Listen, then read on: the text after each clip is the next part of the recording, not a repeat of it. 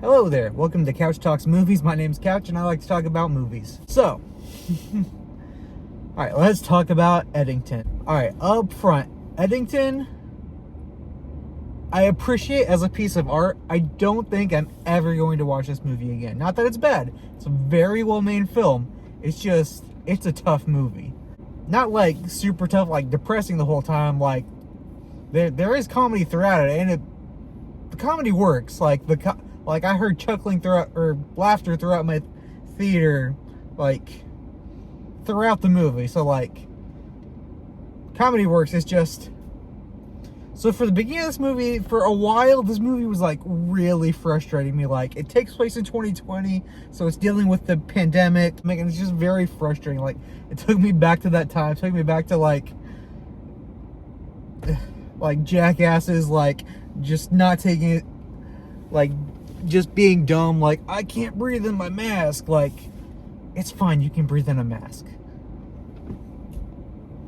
Like, to be fair, so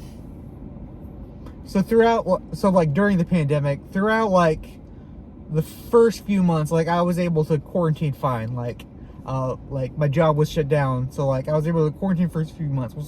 Once I went back to work, first few days, like, yeah, the mask felt weird. Like, it was kind of hard for me to breathe in it. But, like, after the first few days, I got used to it, and it was fine. Like, you can breathe in a mask. Like, but yes, it just very much took me back to that area. So, throughout, in the beginning, like, I found it just very frustrating, like, reminding me of, like, how things were back then. But then, but, like, I eventually got invested, got into it.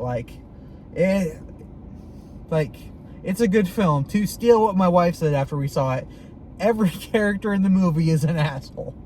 But the cast, they're all very good. They're all doing a very good job playing assholes. Like, no one comes out of this unscathed, left or right. Like this movie has a lot to say, a lot about, like, right-wing conspiracy theorists and all their bullshit. Young people at the time, like,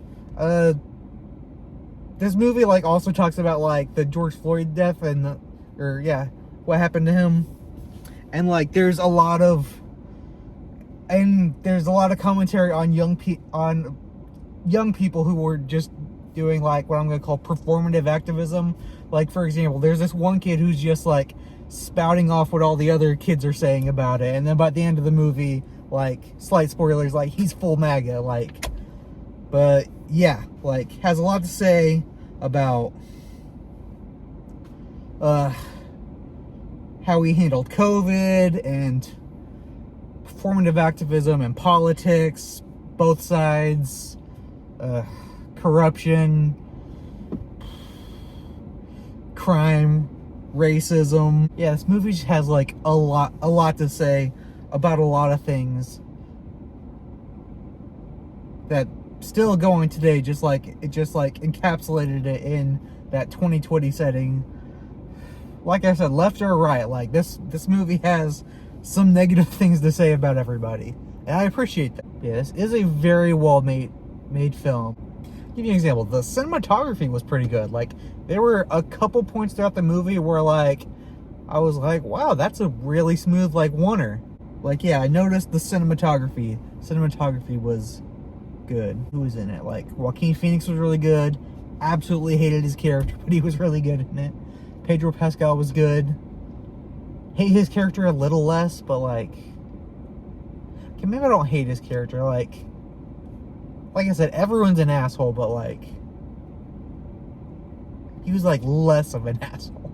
There's a lot of characters, a lot of different things going on, and most of it, like, clicked, but, like, I think there might have been, like, too many things going on. Like, for example, by the time Austin Butler shows up in the movie, like, I don't care about, like, anything that has to do with, like, that storyline. Like, yeah, there might have just been too much in it. Like, I didn't care about the Austin Butler stuff. It's not that he's bad, he's good as that character. It's just, like, I felt it was a little unnecessary. But hey, I might just be missing something. But yeah, all in all, like I said earlier, like, I appreciate it as a piece of art. Like, it's a well-made film. Don't think I'm ever gonna watch it again, but like it is good, and I do recommend you see it. While I'm saying that, let's go to my rating system. I have 3 tiers. There's the theater seat, which is a good movie. I recommend it. There's the home theater seat, which is average movie. Most movies are average. So that's like, if you're interested, go see it. If you're not, maybe pass. And then there is an empty theater seat, which is the lowest. This is a bad movie. I do not recommend you see it. So on Couch's scale of movies, I give this a theater seat. It is a good, well-made film. I recommend you see it at least once. But yeah, that is my review for Eddington. Let's see, you can follow me over on Instagram at Couch Talks Movies. I write out my reviews there. They're a lot more thoughtful and well-worded, so if I'm a bit rambly here, like, go check out my Instagram and you can read my thoughts on it. And you can also check out my podcast, Tomorrow is Yesterday, where I review episodes of Star Trek with my best friend David Moss and my wife Ryan Couch. And yeah, I guess that's it. Until next time, live long and prosper.